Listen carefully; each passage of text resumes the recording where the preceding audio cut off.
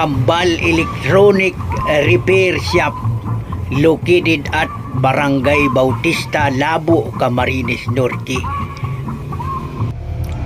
Ayan mga bro, nagpalit kami ng backlight at kasama ko ang aking katwin. Okay mga bro, yan pinapakita natin na nilagyan na lang natin ng mini board saka isang relay para mapailaw yung backlight driver. Naggawa tayo ng sarili nating backlight driver. Yan. Nauutal mga bro. Yan. At yan pinakikita natin at halos ang dami nating napalitan kahapon ng backlight driver. Halos hindi na nga natin nakaya. Inabot na tayo ng hapon noon. Kaya ang ginawa nung may-ari ay balikan na lang daw niya ngayon araw. Kaya ngayon yun ang ginawa natin.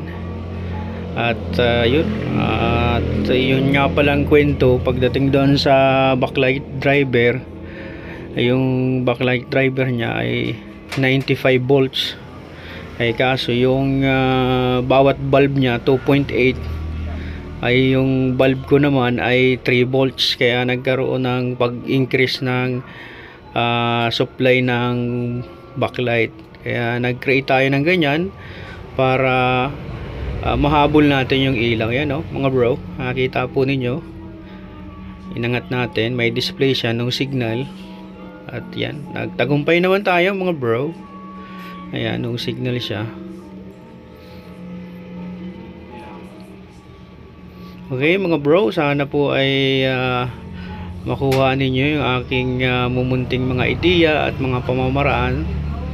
At sana po ay may matutunan po kayo kahit paano sa mga nag-iumpisa pa lang na maging technician. Ayan po, maging gabay po ninyo ito. Salamat po. Okay mga bro, yan po, ayos na. Against the light lang pero malaki. Laki Hindi naman rugado ang ano niyan, LED. Malaki pa din kay 113. Okay? Okay. 58 inches Panasonic. Ayos na ito mga bro.